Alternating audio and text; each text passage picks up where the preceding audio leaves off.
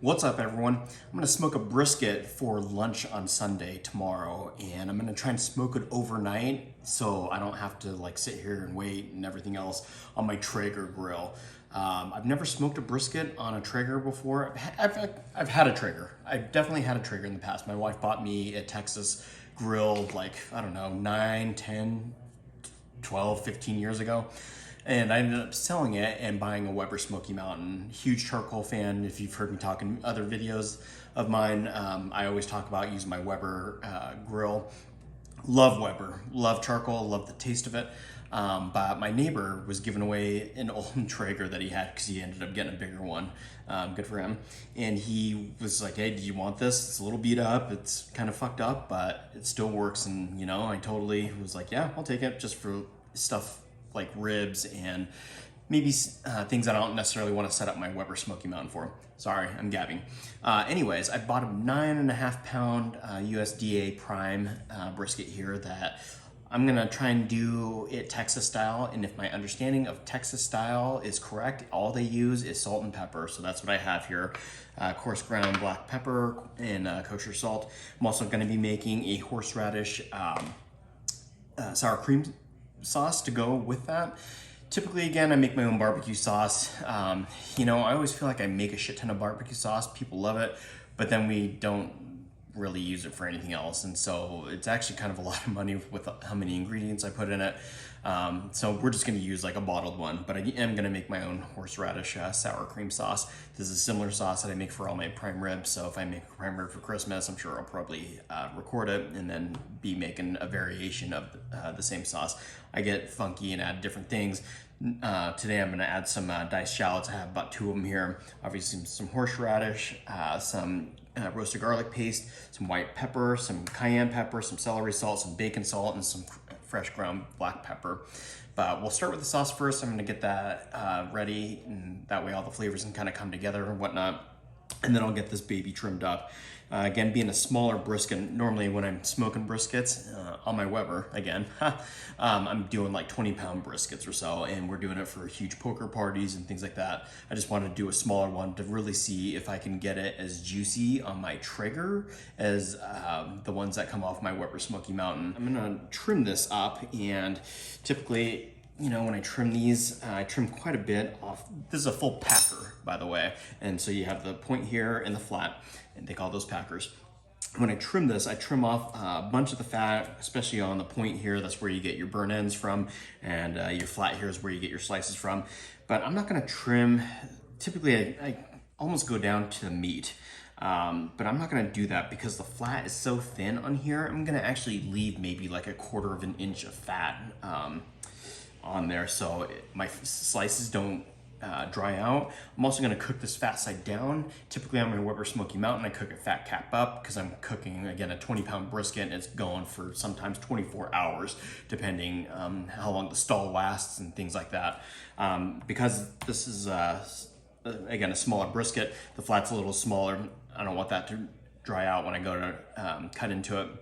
And I can always peel off the fat from the bottom of it as well, again, because it'll be fat capped down.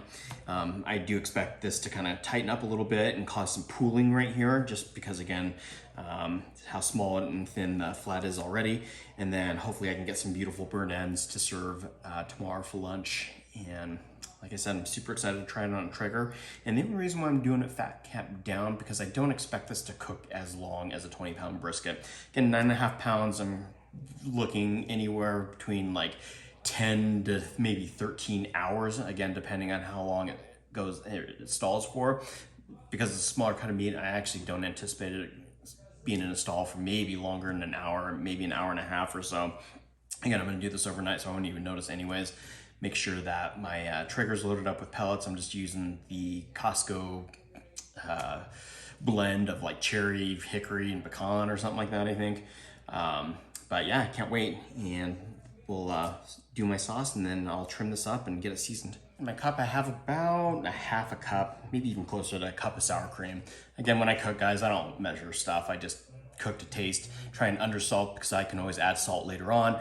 And honestly, I'm not gonna overly salt this sauce as well because my brisket is just gonna be covered with kosher salt and black black pepper, and it'll be salty enough. I'm gonna add a few dashes of bacon salt and some celery salt, but not much. So anyways, I have maybe closer to like a cup of sour cream in here. Again, 2 shallots diced up. I'm just gonna add to it. And I don't always add shallots when I make this sauce. You guys can make whatever you want. You can choose not to make this. You can choose to leave out the shallots or add white onions, whatever you guys wanna do. It's your sauce. And then a squeeze of roasted garlic paste. I love this stuff. And again, I use it a lot more for like sauces and things like that because I don't like the bitterness of raw garlic in sauces. I mean, I guess it depends on what type of sauce it is, right? But for the most part, if I'm making sauces with raw garlic, it's being cooked down. Adding our horseradish, so I'm gonna use, and I'm gonna use the rest of this. I might not even need to open up that other one. And you guys can, again, add as much of this or as little as this as you want. I like mine like super horseradishy. I think beef and horseradish go hand in hand, and I know a lot of other restaurants probably agree with that. And so, honestly, I think that's enough, but I can always add more later on if I need to. So, I'm gonna do that, kind of push this down so I can mix. And this, I would put on like even like roast beef sandwiches and stuff like that. We make a lot of French dips, and so I'd also put this on that as well. All right, so kind of get that going a little bit. Then add in some fresh ground black pepper.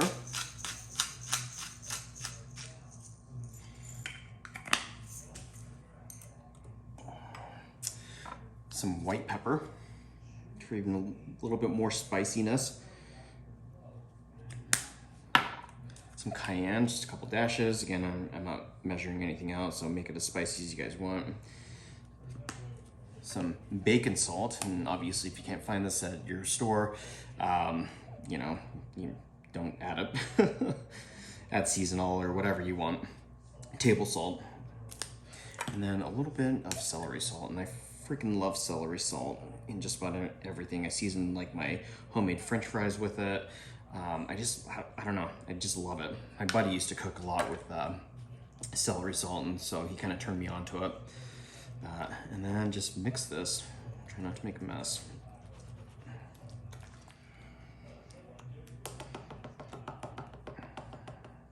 So now I'm gonna taste. Sorry, just using my pinky. That's perfect, I think. Again, it's not overly salty, but I don't need it to be because the salt from my brisket will be salty enough. I'm gonna wait overnight and see if it needs more seasoning or horseradish. But I decided I wanted to go ahead and make some pickled red onions to go along with our brisket. My wife has a friend originally from Texas. I think she lives in like Cayman or Bermuda or Bahama or something like that. But this is a shout out to you. I'm gonna make some pickled red onions to go with our Texas style brisket. So I've sliced up 2 whole huge red onions, and I think I actually did my slices opposite from what I typically do, but who really cares, right? This is for me.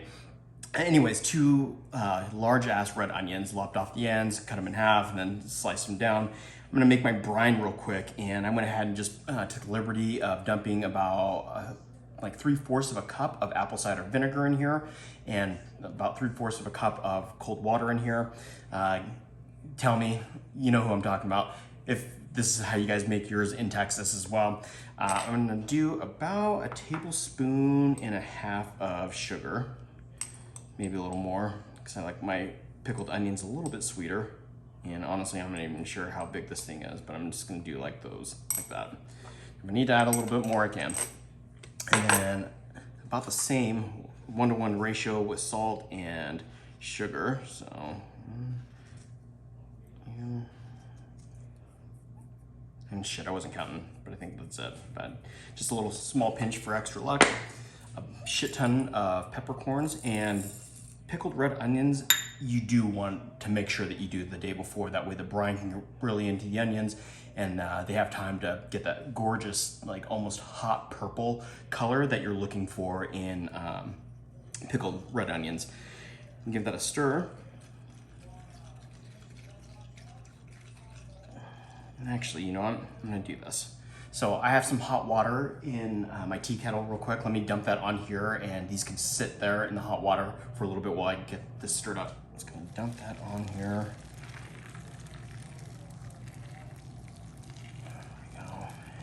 just let those sit in there for a second. Not too long. I'm not looking for, you know, like 10, 15 minutes, just, you know, a few minutes for those to get soft. I'm gonna break them up with some tongs.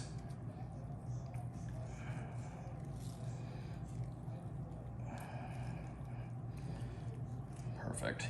And these will all shrink down overnight. You'll be surprised. So we'll probably fill this entire jar with onions, but I would dare to say, but come morning, we'll have about 3/4 of the jar of pickled onions, because they'll all get soft and delicious.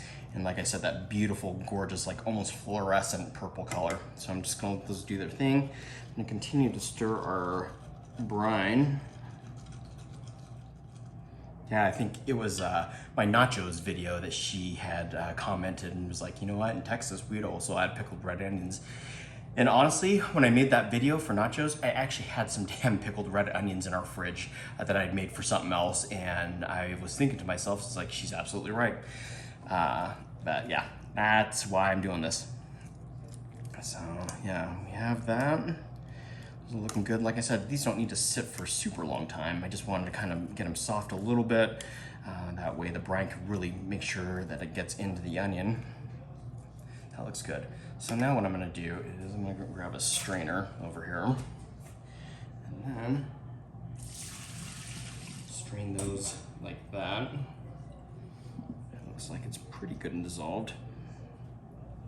Put that out. Start cramming onions. Try not to burn yourself. I have fingers that can stand some heat. My wife's always amazed. Like I said, I probably sliced these backwards. Yeah, in fact, I know I did, but whatever. It's still gonna go beautifully with our brisket here. And typically, instead of like slicing them down, you wanna slice with the grain as opposed to against the grain. Kind of like meat, for that matter. These are always good to bring to people's barbecues and whatnot. In fact, the people that we're having over typically makes pickled red onions, so I'm hoping that he didn't decide to do that without telling us. I mean, not that I care, he doesn't need to run everything by me, but the last time he did it, and I almost did, so I'm glad I didn't, but I'm hoping this time he doesn't for sure. Obviously, I think I have some more onions than I do brine, so what I'm gonna do is just add a little bit more water. And I'm gonna add in some more apple cider vinegar, because I love vinegar. And again, all this is gonna shrink down anyways, so I'm not overly worried about that. Just a few more pinches of salt, and I'll kind of just, probably should have put my liquids in after, but whatever.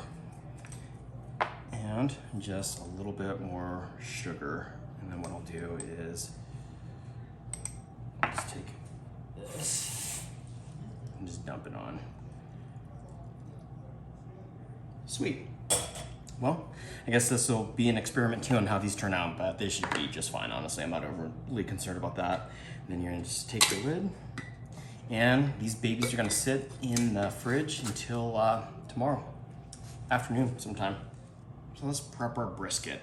And again, this is a USDA prime beef brisket. I'm not gonna take a lot of fat off the flat, as I mentioned before, because the flat's so thin, but you can really feel like where the hard pieces of fat are that aren't gonna render down when I go to cook this. And so really that's what I'm looking for. Again, I'm gonna cook this fat side down anyways. I did wash this and dried it off as well. And so I'm gonna start with the fat cap and just kind of trim some pieces off of that, cut some of this brown stuff off, and then I'll flip it over and we will try and remove some fat as well as some silver skin. I'm not overly worried about removing all the silver skin. I'm gonna dump some Worcestershire sauce on this and then put our salt and pepper on there to season this. So basically what I do is I just kind of feel around, and like I said, on briskets you can really feel the hard pieces of fat that aren't going to render down when you go to smoke this for long periods of time. And so very carefully with a sharp ass knife, this is why most people prefer like fillet knives and things like that.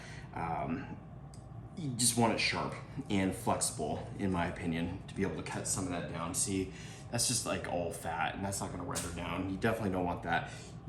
There's a lot of fat in the point of the brisket, which is gonna give us our moisture and our deliciousness for our burnt ends. There's not a lot of marbling in this particular piece of, in this particular cut. Typically when you're doing a larger cut of brisket, you have a lot more marbling in the flat and the point and things like that, so I trim down a lot more. This, because it's so small, again, I'm not gonna trim as much.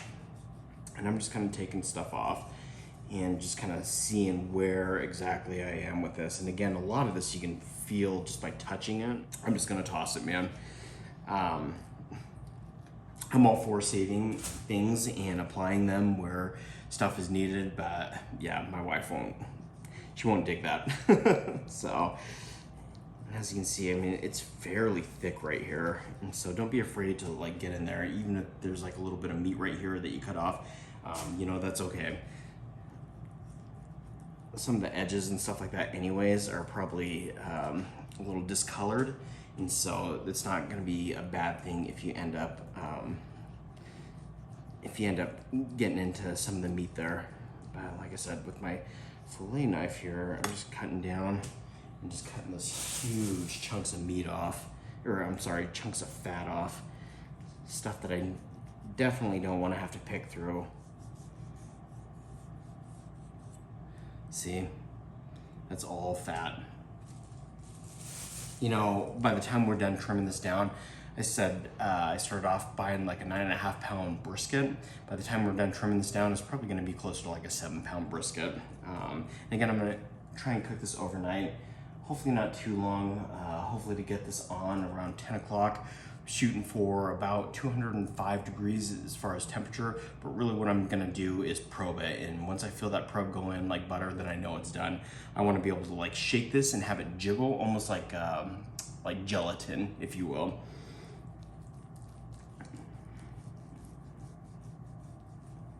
And so I'm gonna keep trimming this. I'm not gonna bore you guys with an hour-long video of me trimming brisket fat. So I'm gonna turn this off, and I'll show you my final product when I'm done. So this is what my fat cap looks like now, and yeah, I know it doesn't look the best. I'm not going for any barbecue competitions. This is fucking backyard barbecue.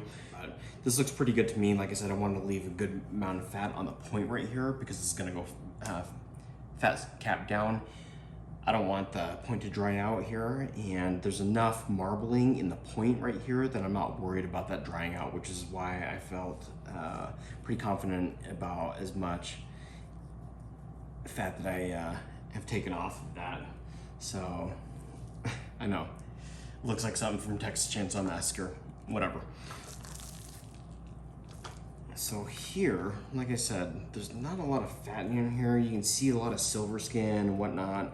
As you can see, this is the point here, so it still has quite a bit of fat in there. I'm gonna take off this huge chunk for damn sure because it's just hard as hell. And so, let's see how close I can get to that without hacking into the meat there. And I do recommend using like a fillet knife or something that kind of is flexible for sure, because when I was doing the fat cap, I was basically just like lifting up underneath that and just like letting my knife do the work for the most part. You know, do your best. I'm not a professional pit master by any means necessary, but believe me, I do watch a shit ton of barbecue shows, like barbecue pit masters and whatnot. And those guys like take their brisket down to like all meat. And you know, I like a little bit of fat. Fat's flavor, right? So I'm gonna get rid of some of this nastiness right here.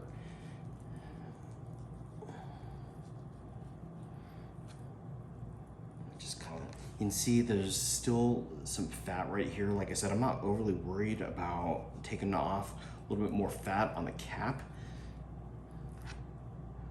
It's a little bit more marbled, and you know, obviously you can see the grain goes this way on the flat, and the point, the grain goes this way. So when I actually cut this, I'm actually gonna cut the flat out, leave the cap here, and then make burn ends out of that. So That's looking pretty good to me. Like I said, there's silver skin here. I'm not overly concerned about that. This is gonna cook for about like 10 hours or so. And all I'm gonna do is throw some Worcestershire sauce on it, sprinkle it with kosher salt and cracked black pepper, and throw it on the smoker. I'm gonna go ahead and start that before I season all this stuff up, get that up to temperature, and I'll be back in a second. Perfect. So I'm gonna start with the fat cap first, and season that. Get some Worcestershire sauce on it. I'm not gonna go crazy seasoning it. A lot of it's gonna fall off when I put it on the grill anyways. And again, it's just the majority of it's fat, right? And so I'm just gonna sprinkle some of this on, and not a lot. You can use oil or mustard or, nothing at all if you want. I'm choosing to add a little bit of Worcestershire just for a little bit of extra flavor. I don't normally spritz my briskets or inject them. I don't know. I know that a lot of people do, and it probably helps with like moisture and tenderness and everything else, but you look at some of the famous people like Franklin Barbecue in Austin, Texas, and he's not injecting. In fact, I don't even know that he's adding any salt and pepper to it. I think he is just throwing them on. He may be doing salt and pepper, but that is probably about it. And every brisket that I have done, I've never injected, and I think that they've turned out, like I said, they've been like butter every single time. So again, I'm a little nervous about doing this on a Traeger because I'm not that familiar with the Traeger. And when I had a Traeger back in the day, I think I only ever did ribs and maybe attempted a couple pork butts, but I was also super young and didn't research the way I should have and everything else. Never did a brisket though, and so I'm interested. I did those beef ribs a few weeks back, and I felt like they turned out good. They were super juicy and flavorful. I mean, shit, my wife even loved them. And she fucking hates meat on the bone, like chicken legs or ribs or anything else. But, I've been turning out some good shit lately, and she's been enjoying it. So, happy wife, happy life, right? So I'm gonna flip this over. Like I said, a lot of that shit's gonna fucking fall off anyways, right? And get this seasoned up.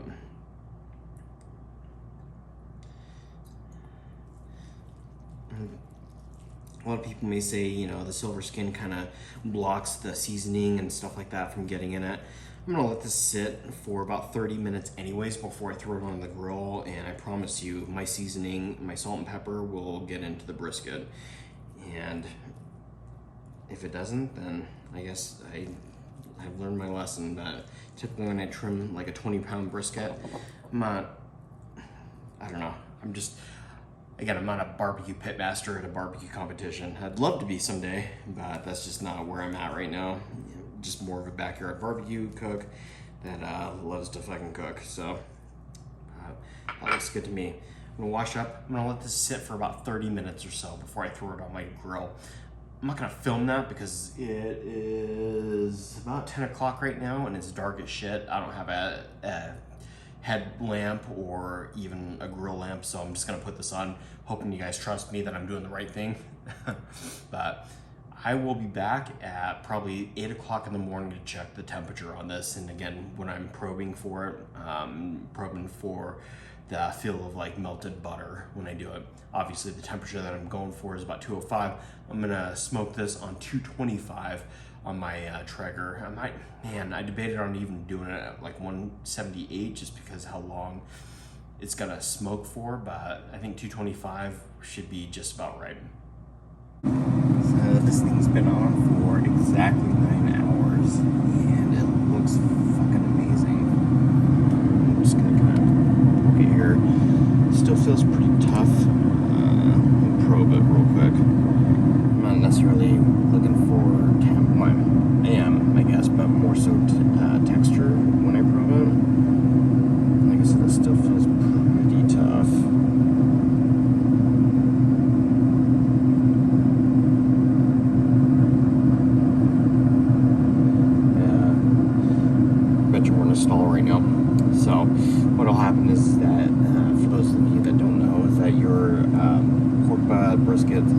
go through a stall, and depending on the cut of meat and the size of the meat, will depend on how long your meat stalls for. Sometimes it can last up to 3 hours or so. And so, like I said, this still feels pretty tough. I'm just gonna let it do its thing. I'm not gonna wrap it at all.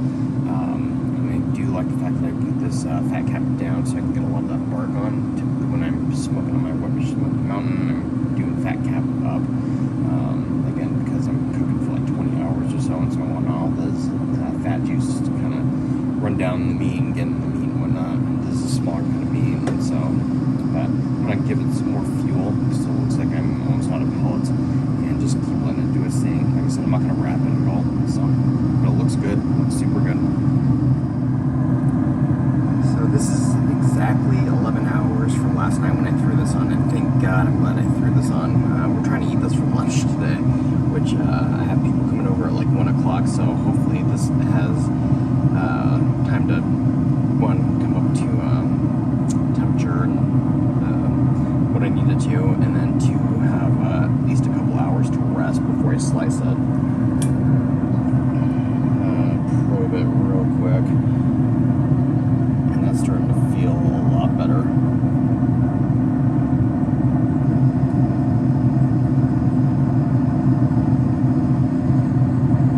So, yeah, we still have a couple hours probably.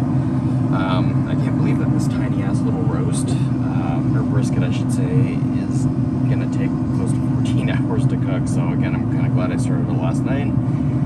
But we'll get there. And, you know, just whenever it's done, it's done. So if we have to wait a little bit to eat while it rests, because it's definitely important to let it rest for at least a couple hours, in my opinion, to let all the juices kind of get back into the meat and whatnot before you slice it, and they just spill out everywhere. Close the lid, and that's still looking good. The bark is looking super good. It's not overly dark or anything, kind of like when I cook my Weber Smoky Mountain. It would be a lot darker than this. Flavor's still good. Love flavor charcoal and wood chunks, but yeah, this is looking good. This is hour 12. Almost right on the dot. Super good. So,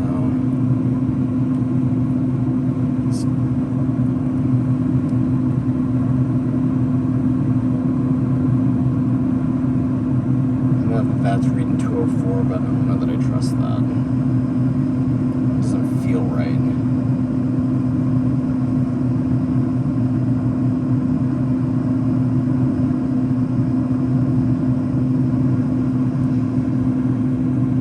That feels right. Oh yeah, my flat does not feel right.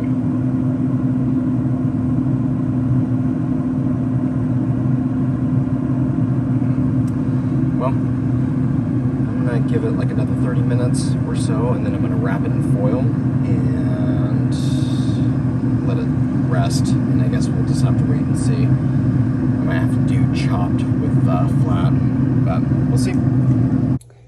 Took my brisket off, wrapped it, and it's gonna sit there for about 2 hours or so until I get ready to slice. Hopefully the warm water bottles in there won't fuck anything up, but it's just resting right now, so. All right, so this cooked for about 12 hours, actually on the dot. I took it off, wrapped it in tinfoil a couple different times just to get some extra, I guess, insulation, and then threw it in my cooler for about 2 hours. And I'm gonna go ahead and cut into this again. I've never cooked a brisket on a pellet smoker before. I have always used my Weber Smoky Mountain. The flat seems a little bit dry to me. When I was probing it, the point seems a little bit juicier. So we'll see. And I don't typically do my point or my burnt ends the same way that most traditional people would. So they would take this off, they would cut off the point, they'd cut it into cubes, throw it in a tinfoil pan, throw some barbecue sauce on it, and then throw it back on the smoker for about 45 minutes or so to get that caramelization and glaze on it. I don't do that. My wife doesn't fucking like barbecue sauce, and so that's why I don't do that. But I'm gonna try and separate. Well, actually, you know what? I'm just gonna go for shit and carve into the flat and see what that does. Again, I was worried from the get-go about the flat being dry, especially with how thin it was. There wasn't a lot of marbleization in it with the fat. And yeah, it looks a little bit dry. I don't know that that's necessarily the pellet grill. Something I do want to say though is that my Weber Smoky Mountain has a water pan below it, and so it helps keep a lot of moisture in there when you're smoking. But something my Weber Smoky Mountain doesn't do is give me a smoke ring, and you can see that that's a gorgeous smoke ring on there. This feels way overcooked though, so it's a good thing I fucking made sauce. I'm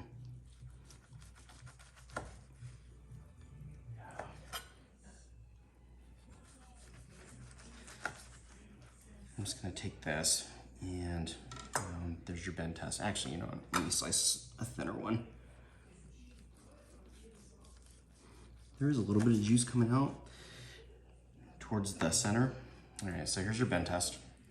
And as you can see, can you see that good? It's bending and it's not breaking as it should. And I'm gonna do my pull test. And holy fuck. Yeah.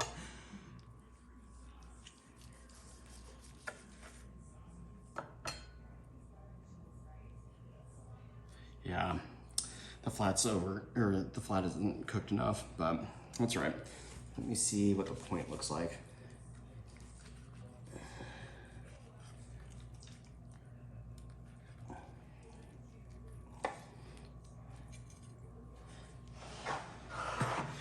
Now the point, on the other hand, again, is a different muscle on the brisket, and there's a lot more fat in it, and so you can see, I mean, the juices on that. Hopefully you can see that pretty good, but you can see the juices just kind of dripping there. And so I'm gonna cut some squares. Cut that fucking piece of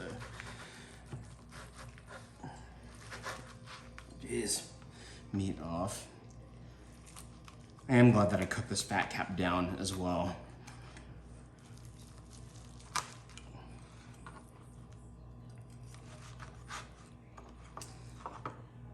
Now that looks juicy and delicious. The fucking flat is screwed. I'm just gonna have to chop that into chopped brisket and serve it, but the point looks amazing, in my opinion. So I'm gonna finish cutting this up and, you know, taste it, I guess. But I have a feeling that people are gonna have to drown the flat in some sauce, so that's too bad, especially for being prime cut, but thanks.